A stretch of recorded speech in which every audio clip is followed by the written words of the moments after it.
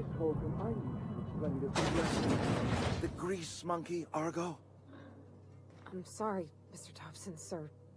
You asked why it's taking so long to fix. The answer's technical. Don't apologize. Just try using small words for me. The cans bust open in the oven because she's set to cook saltuna, which isn't what we've got. Mr. Thompson? I think there's someone here to see you. Focus, Miss Holcomb. You and I are still talking. Let's start over. Walk me through the process. Show me where it's going awry. Well, sure. It's, mostly on account of what we're feeding into the mechanism. It puts food in cans. We have food, we have cans. Why won't it work like we need? She's expecting saltuna of a certain size. We're filling the cans with, well, not fish.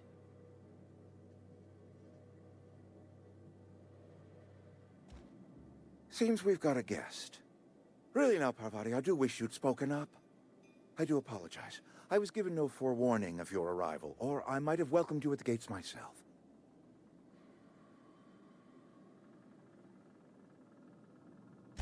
I'm Reed Thompson, Outpost Administrator. I cannot help but notice you are not in uniform.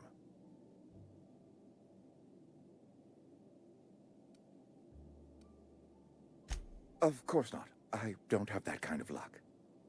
Seems I allowed my excitement to run away with my wits.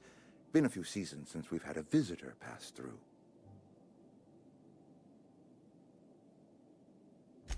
Only regulator we got is hooked up to the town transformer. Mr. Thompson ain't liable to be keen on dismantling it. I beg your pardon. I am most emphatically not keen on any such thing. I can't let you have our power regulator. But I happen to know of another one. And I happen to know exactly how you may retrieve it without frying yourself in the process.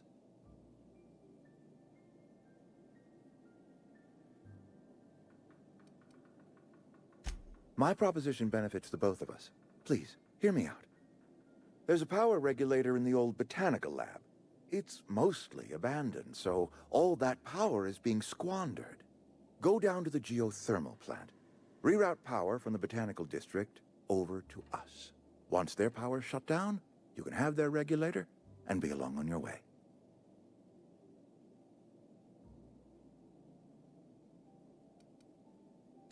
The geothermal plant was built by our owners, Spacer's Choice. Lit up the whole Vale once upon a time. Most of the Vale is now abandoned. All that power is going to waste.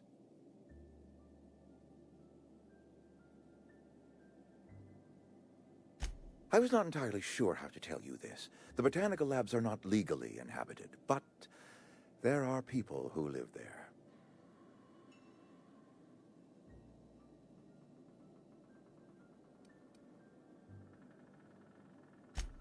No, I do not imagine they will be pleased. But like a parent disciplining an unruly child, you will be doing them a kindness. The people living in the botanical labs, they're deserters. Former workers. I need them back at their posts. I need them to come home.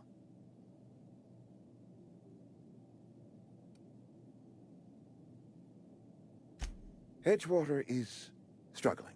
We haven't hit our production quota in years. If we don't meet our quotas this year, the company might shut us down for good. I need those workers back at their stations.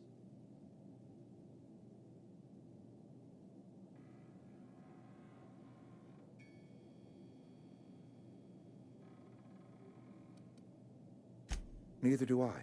The fault was entirely mine. I pushed them too hard. My hope is that by cutting off their power, you will convince those deserters to come back to town.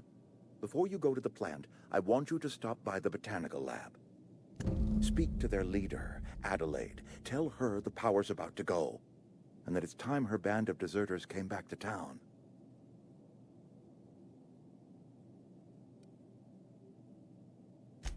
Adelaide's older than the other deserters. She's dignified, kindly. From what I understand, her camp looks to her for leadership.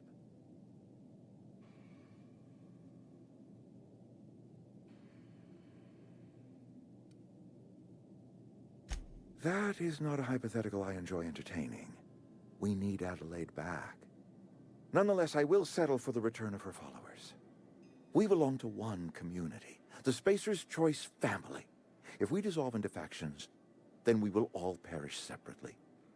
Adelaide will understand that.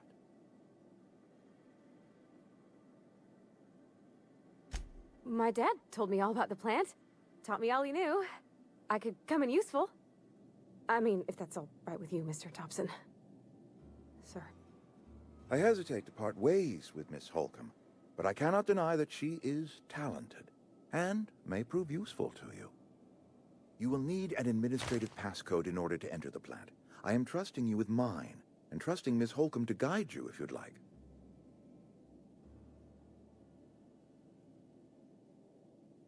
Great! I got my wrenches and diagnosticators and hairpins and engine tape, so I'm all set. Well, I am glad to hear that. Best of luck to you, and thank you again for your help. It is a lot to ask of a stranger, I know.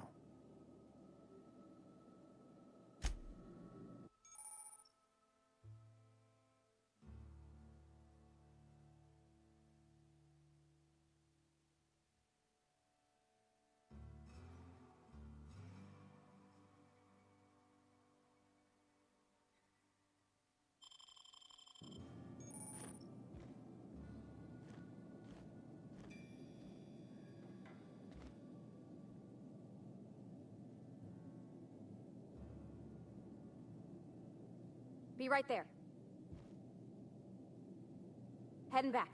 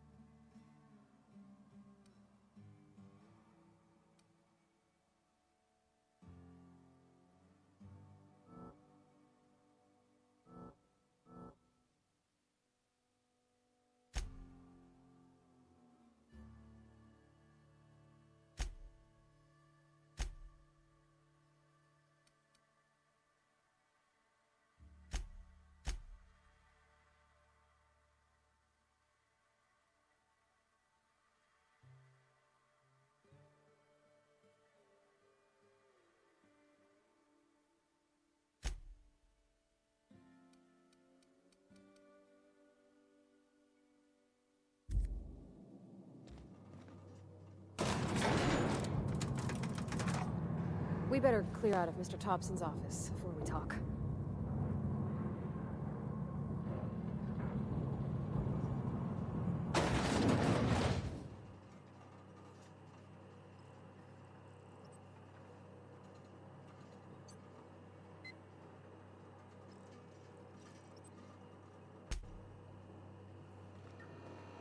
Hey, mister, can we talk? Sorry. Can we chat? Sorry. You just want to get out of here. And you likely don't want to tag along like me. It's just, Mr. Thompson has his own view on matters, on account of it's his job and what all, but that's not the only side of the tale.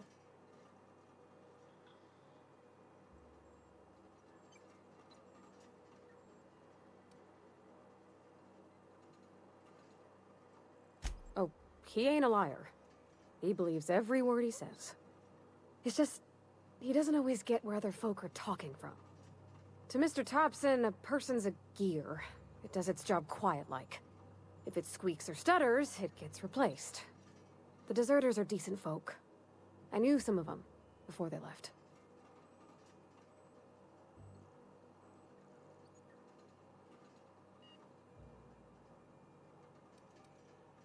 Miss McDevitt? Oh, gosh, no. She was a real important person. A flavorist. Made all the food taste decent. She used to work up in the big office with Mr. Thompson.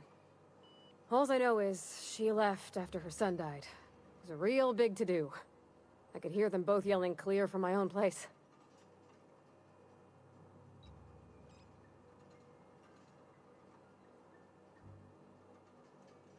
Life's hard here. Especially for them that don't fit in so well.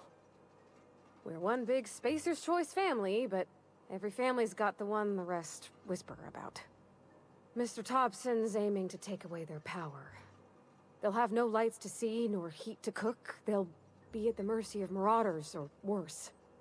I think you should talk to the town's vicar about it. Max, his name is.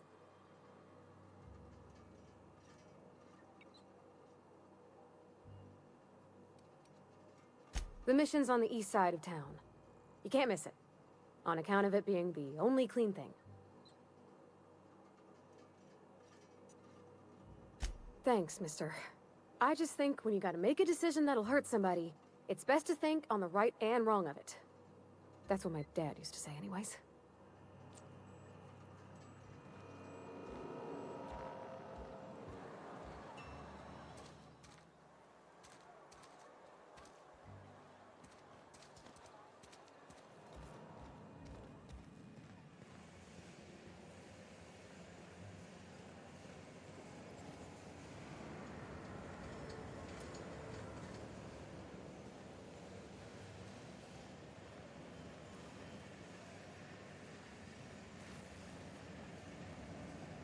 You the new worker?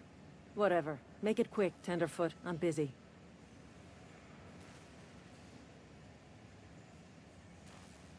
Shit. Silas still on about that. Here, take the fees. I'd appreciate it if you didn't tell Reed I was late on my payment.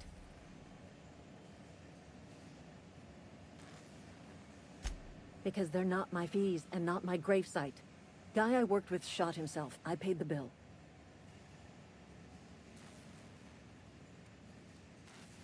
I could do without the sarcasm.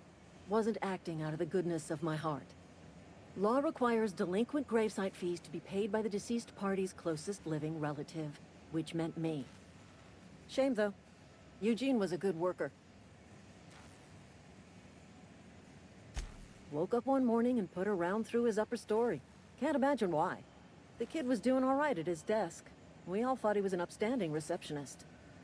Just between the two of us, I'm pretty shocked his weapon didn't misfire. Spacer's Choice handguns aren't the most reliable. Eugene wasn't family.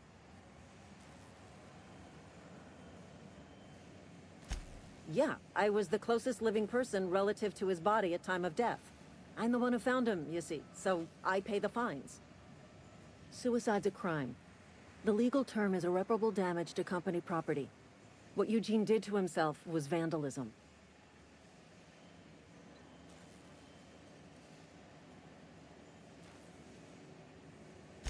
When one of your workers commits a crime, the entire town pays for it. In other words, Edgewater would have been penalized pretty hard. Whatever Eugene was worth as an asset, we would have had to pay out of pocket to Spacer's Choice.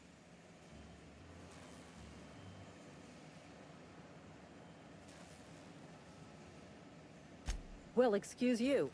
I'll have you know, Eugene was an asset to us all. May his atoms be commended to the law. All I know is Silas asked me for Eugene's gravesite fees, which means he was approved for burial, which means his papers went through, which means the town's in the clear. I'm just glad to put this whole ugly affair behind me. Eugene can rest his bones in peace, and the rest of us can get on with our own lives.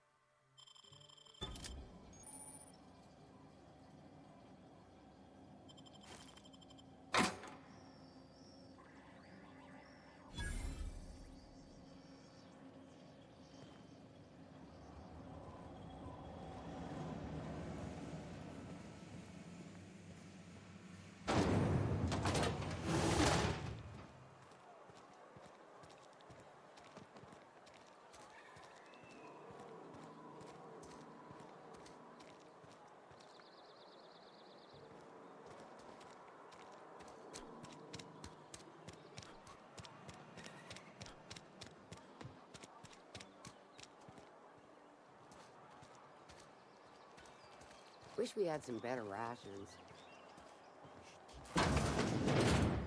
Yes, Mr. Thompson. I'm fine, Mr. Thompson. Never been healthier. Well, you tell Mr. Thompson I'll be right at my post. Tomorrow. Bright and early tomorrow. Because I'm definitely not plagued. As spry as a spring chicken. That's old Abernathy.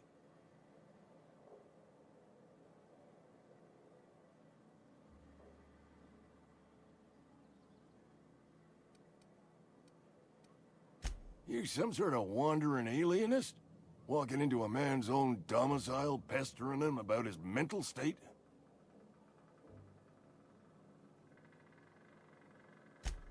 What? No. I mean, I might be. That depends on who's asking.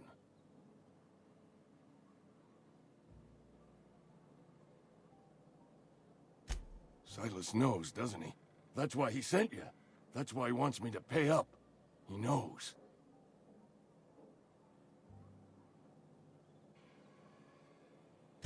I'm dying. I'm not long for this world. The date of my expiration is fast approaching, and soon I shall be ushered through the great cannery in the skies. Don't say that, Mr. Abernathy. You still got a couple decades in you. I'd steer clear, Ms. Holcomb. My affliction's bound to be contagious. It's plague. Has to be. Silas knows. He knows I got one foot in my grave, and now he wants to charge me for the other one.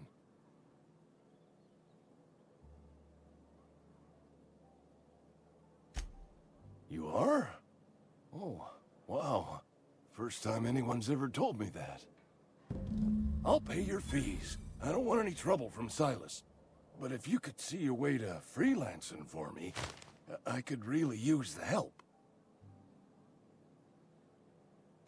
There's a cache of anthracillin tucked away in the old community center. Powerful stuff.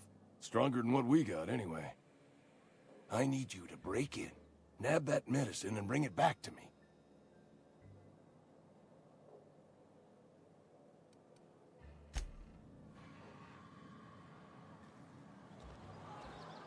You're making a mistake working for Abernathy.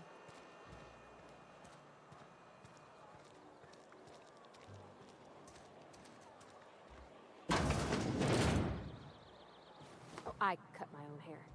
But Conrad sells real good disinfectant. Please don't touch anything. Your hands are probably crawling with germs. Physical hygiene recapitulates moral hygiene. Cleanliness is next to lawfulness.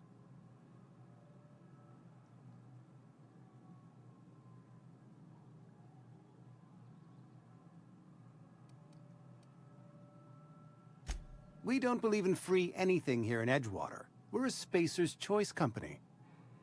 I'm Conrad. You will report to me if your hair fails to meet Spacer's Choice aesthetic standards. You will also report to me in the event of your death, whereupon I will clean and prepare your remains for interment.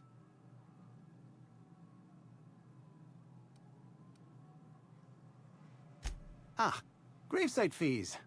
Silas and I had talked about this at length. I thought I'd made it clear my pecuniary situation precludes the necessary restitutions. As broke as pie crust, friend. Bidless, indigent, destitute. I simply cannot afford it. I am a blemish on the prosperity of our fair settlement. When I expire, I expect Silas to toss my body into a ditch.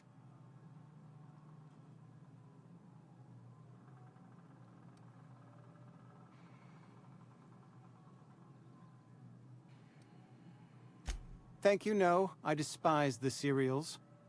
Tell Silas I can't afford to pay, and that I fully expect to have my medical rights revoked for this dereliction. With my apologies.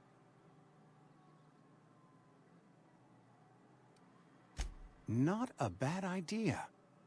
But I'd need some kind of collateral. My pair of lucky clippers. No, that won't do. Your idea intrigues me, but I'm afraid I don't have anything to give Silas. I'm open to suggestions.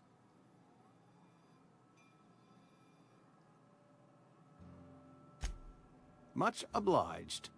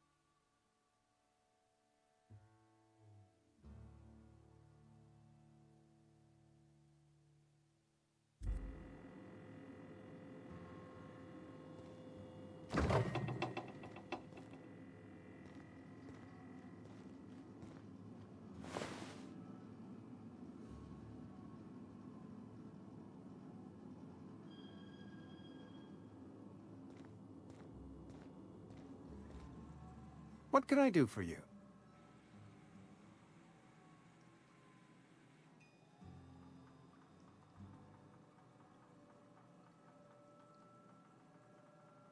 You know about Eugene? How?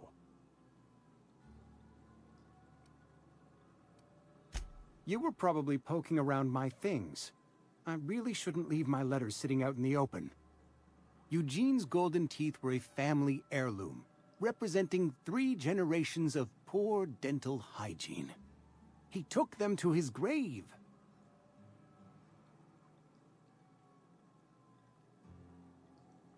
That's unthinkable.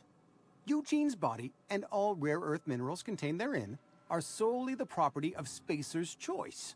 I can't ask Silas to dig up a man's body and pry a few teeth loose from his jaw just to pay my bills. Can I? Are you asking rhetorically? Because if you're being serious... Ugh, gross. Desperate measures, Miss Holcomb. Desperate measures. I'm going to have to ask Silas to dig up those teeth. It's the only way I'm paying my gravesite fees.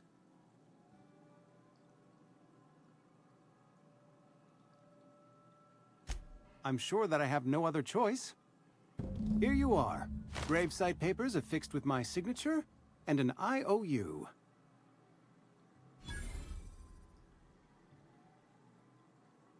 Eugene was not a suicide. He put a bullet in his brain, yes, but that's largely a technicality. I was the one who prepared Eugene's body for interment. I discovered symptoms of the plague on his corpse, and I discovered medicine in his pocket. Lots of medicine. Eugene overdosed on adrenatime, which is known to cause psychosis and paranoia as possible side effects. The paranoia drove him to take his own life.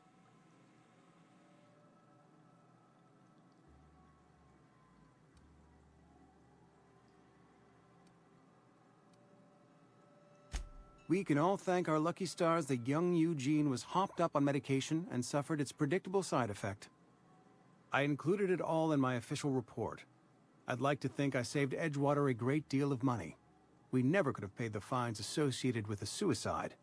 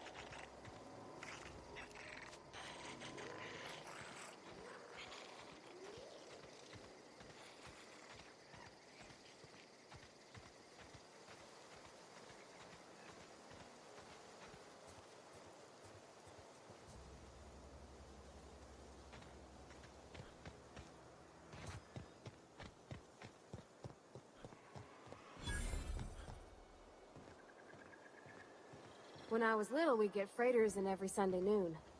Now they only come but once a month. I love the wind here. You ever swung a truncheon? Let me see your rifling stance. I want to make sure you're up to snuff.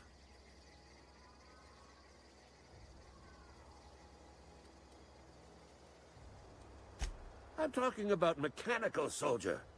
Cold, heartless automatons made of iron and lies.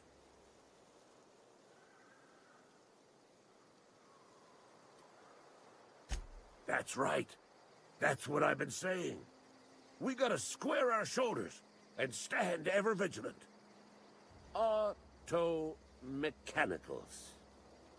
Creatures forged in the fires of malevolence. I seen them over by the old power plant, clattering about, firing at the birds, orchestrating their uprising.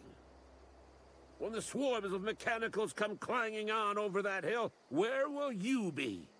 Cowering beneath your cot? Or standing, shoulder to shoulder with the resistance?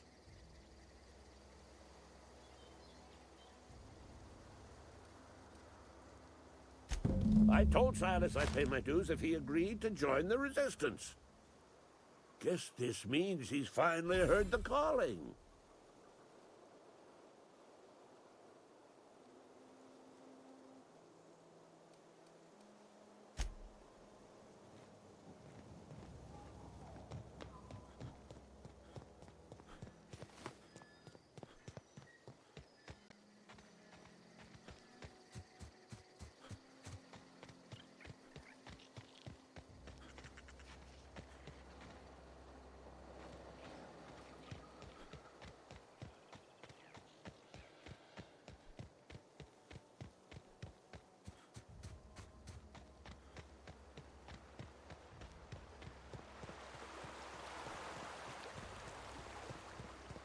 Hey, Miss Parvati. Come for a visit? Not today. Just helping this fella.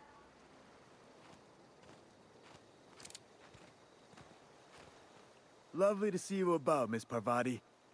Things going all right, Silas? Been keeping him careful and true, miss. Best to ask her yourself. My dad's buried here. Silas watches over him when I can't leave the house. Oh. Well, thanks. Something I can do for you? You run into any trouble?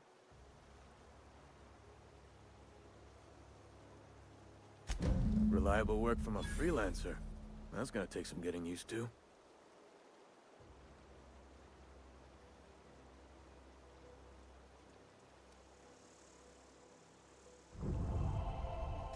Abernathy was sick?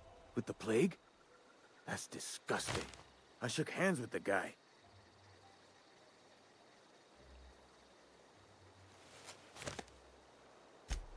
What? No. If I knew he was sick, I would have had him reported. I needed his fees because of his name. A, for Abernathy. He was at the top of my list, you see?